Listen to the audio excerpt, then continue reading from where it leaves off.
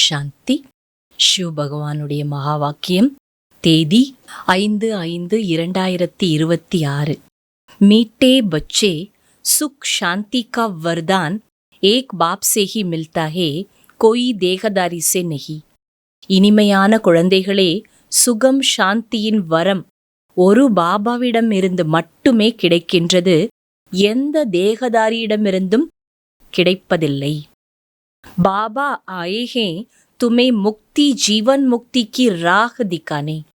உங்களுக்கு முக்தி ஜீவன் முக்தியின் பாதையை காட்டுவதற்காக பாபா வந்திருக்கிறார். கேள்வி: பாப் கே சாத் ஜானே और சத்யுக் ஆதி மே ஆனே கா புருஷாரத் கியா ஹே. பாபாவோடு சேர்ந்து செல்வது மற்றும் சத்யுகத்தின் ஆதி ஆரம்பத்தில் வருவதற்கான புருஷார்த்தம் என்ன? பதில்: பாப் கே சாத் ஜானா ஹே தோ பூரா பவித்ர பன்னா ஹை. பாபாவுடன் சேர்ந்து செல்ல வேண்டும் என்றால் முழுமையாக பவித்திரமடைய வேண்டும். सत्युग आदि में आने के लिए और संग बुद्धि योग तोड़ एक बाप की याद में रहना है. சத்யுகத்தின் ஆரம்பத்தில் வருவதற்கு மற்ற அனைத்து தொடர்பையும் புத்தியிலிருந்து துண்டித்து ஒரு பாபாவின் நினைவில் ஈடுபடுத்த வேண்டும். ஆத்ம அபிமானி ஜரூர் பன்னா ஹே. ஆத்ம அபிமானியாக அவசியம் இருக்க வேண்டும். एक बाप की मत पर चलेंगे तो ऊंच पद का अधिकार मिल जाएगा. ஒரு பாபாவின் வழிப்படி நடக்கும்போது உயர்ந்த பதவிக்கான அதிகாரம் கிடைத்து விடுகிறது. பாடல்: நயன்ஹீனுக்கோ ராக் திகாவோ. கண் இழந்தவர்களுக்கு வழிகாட்டுங்கள் பிரபோ. ஓம் சாந்தி. ये गीत किसने गाया? இந்த பாடல் யார் பாடியது? बच्चों ने, क्योंकि बाप तो एक ही है, उसको ही रचयिता कहा जाता है. குழந்தைங்க தான் பாடியிருக்காங்க, ஏன்னா தந்தை ஒருத்தர் தான், அவரைத்தான் படைப்பவர்னு சொல்லப்படுது. ரச்சனா ரச்சிதாக்கோ புகார்த்தி ஹே. படைப்பு படைத்தவரை அழைக்கின்றது. பாபா ने समझाया है, பக்தி மார்க் மே தோ தும்கோ தோ பாப் ஹே.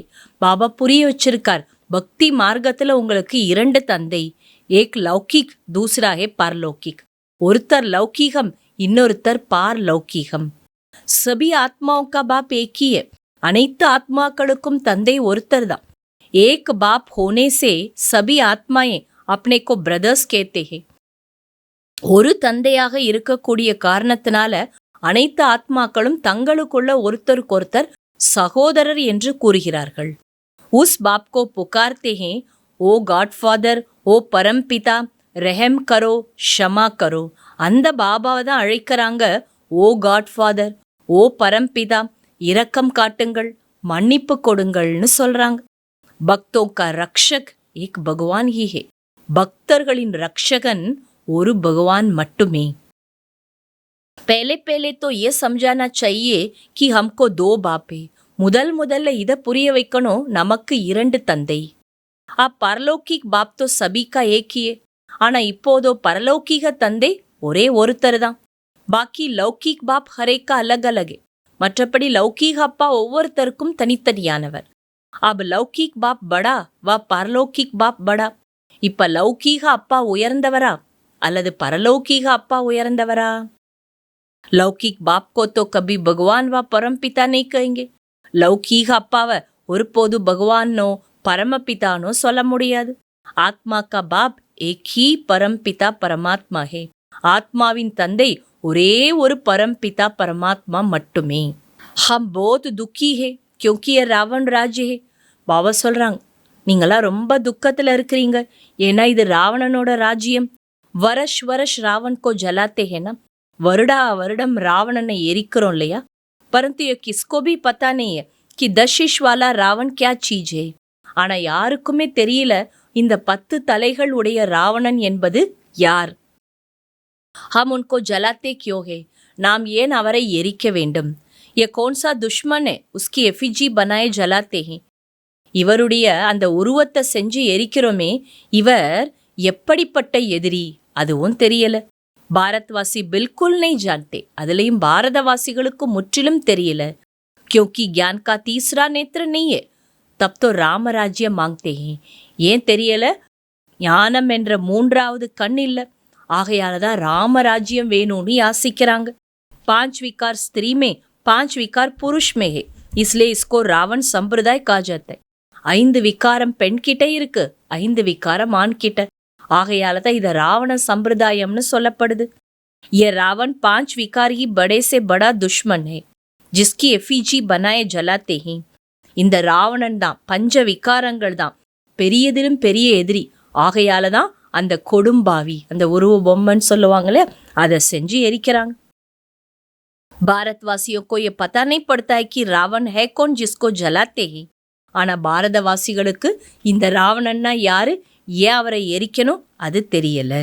ज्ञान नेत्र ज्ञान सागर परमपिता परमात्मा ही देते हैं. ஞானம் என்ற நேத்திரத்தை ஞான கடல் பரம்பிதா பரமாத்மா மட்டும்தான் கொடுக்கிறார்.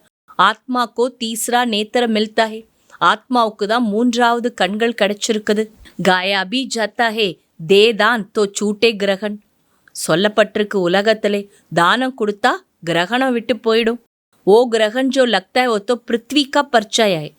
உலகத்துல ஏற்படுற கிரகணம் என்பது என்ன, பூமியினுடைய நிழல் படியுது. आप बाप कहते हैं तुम्हारे ऊपर 5 विकारों रूपी रावण का ग्रहण है. ஆனா இங்க பாபா சொல்றார், உங்க மேல படிஞ்சிருக்கிறது என்ன, பஞ்ச விகாரங்கள் என்ற ராவணனோட கிரகணம். ये 5 विकार दान में दे देने.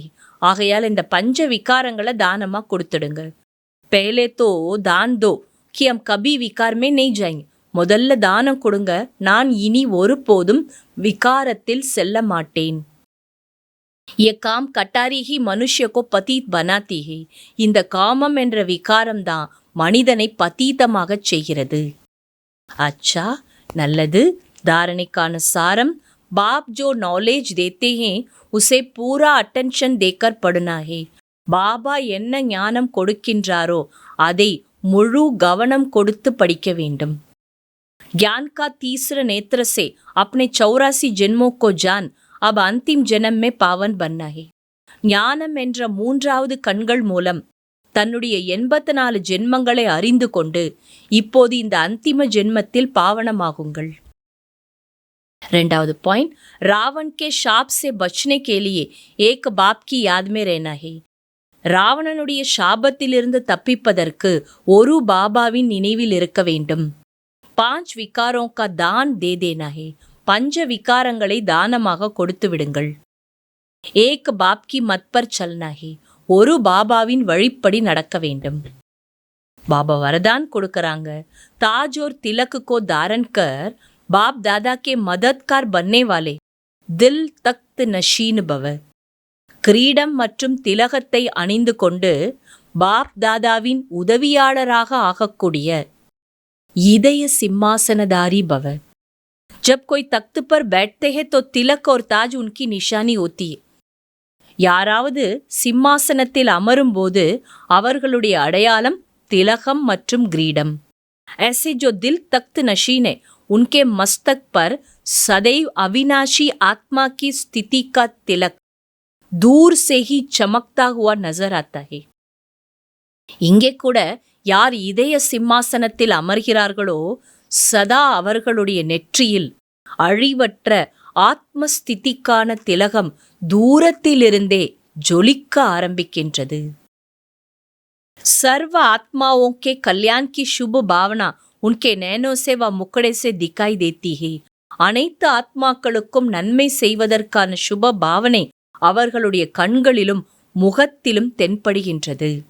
उनका हर संकल्प वचन और कर्म बाप के समान होता है. ஸோ அப்படிப்பட்டவங்களோட ஒவ்வொரு எண்ணம், வார்த்தை மற்றும் செயல் பாபாவிற்கு சமமாக இருக்கிறது. ஸ்லோகன், सरल याद के लिए सरलता का गुण धारण करो, संस्कारों को सरल बनाओ. சரளமான நினைவிற்காக சரளத்தன்மை என்ற குணத்தை தாரணை செய்யுங்கள், சன்ஸ்காரங்களை சரளமாக்குங்கள். யாருக்கு டிராமா என்ற ஞானத்தின் சக்தி நடைமுறை வாழ்க்கையில் தாரணையில் இருக்கின்றதோ அவர்கள் ஒருபோதும் சஞ்சலத்துக்கு உட்பட மாட்டார்கள். சதா ஏக்ரஸ், ஆடாது அசையாது உறுதியாக ஆகுவது மற்றும் பிறரையும் ஆக்குவதற்கான விசேஷ சக்தி இந்த டிராமா என்ற பாயிண்ட், அந்த கருத்தில் இருக்கிறது. இதை சக்தி ரூபத்தில் தாரணை செய்பவர்கள் ஒருபோதும் தோல்வியடைய மாட்டார்கள். இந்த கல்யாணக்காரி டிராமாவின் ஒவ்வொரு காட்சியிலும் ஏதாவது நன்மை அடங்கி இருக்கின்றது. எனவே நிதானமாக இருந்து சாட்சியாக பார்ப்பதற்கான அபியாசம் செய்யுங்கள். அப்போது ஆடாது அசையாது உறுதியானவராக இருக்கலாம். ஓம் சாந்தி.